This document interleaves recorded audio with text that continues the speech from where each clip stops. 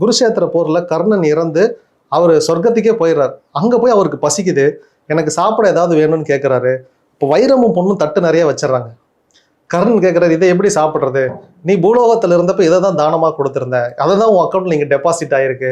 நான் அன்னதானமே பண்ணலையா? நீ பண்ணல. இருந்தாலும் அவருடைய நன்னடத்தின் அடிப்படையில இப்ப யம தர்மராஜா அவருக்கு வந்து, நான் உனக்கு 15 நாள் எக்ஸ்ட்ரா கொடுக்குறேன், நீ மீண்டும் பூலோகத்துக்கு போ, 15 நாள் நீ அன்னதானம் பண்ணு, இங்க நீ வா, உனக்கு எல்லாமே இங்க நிறைஞ்சிருக்குன்னு சொல்றாரு. அந்த 15 நாள் தான் இந்த மகாலய பட்சம். இந்த 15 நாளும் இவர் ஆடு மாடு குதிரை எல்லா ஜீவராசிகளுக்கும் சொந்த பந்தங்களும் ஊருக்கே விருந்து வைக்கிறார். அவர் தான் ஏற்கனவே கர்ணன் ஆச்சே கொடுக்கறது இல்லை, அதனால அன்னதான விருந்தே வைக்கிறார். இதை தான் நம்ம முன்னோர்கள் நமக்கு சொல்றாங்க.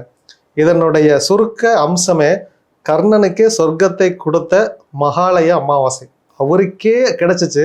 இதுல இன்னொரு மைனஸ் இருக்கு. கர்ணனுக்கே அவ்வளவு கொடைவள்ளலா இருந்துமே அங்க சாப்பாடு இல்லைங்கிற ஒரே காரணத்துக்காக அவருக்கு பசிக்கு சாப்பாடு கிடைக்கல. அப்ப நீங்க காகத்துக்கு சாப்பாடு வச்சிங்கன்னா உங்க முன்னோர்கள் அந்த சாப்பாட்டை எடுத்துக்குவாங்க. ஏதாவது குருவி, குரங்குகள், நாய் எந்த ரூபத்துல வந்தாலும் நீங்க வச்ச உணவை அவங்க எடுத்துருவாங்க. உங்களுக்கு மரண படுக்கையில மரணம் அப்படிங்கிறது வராது.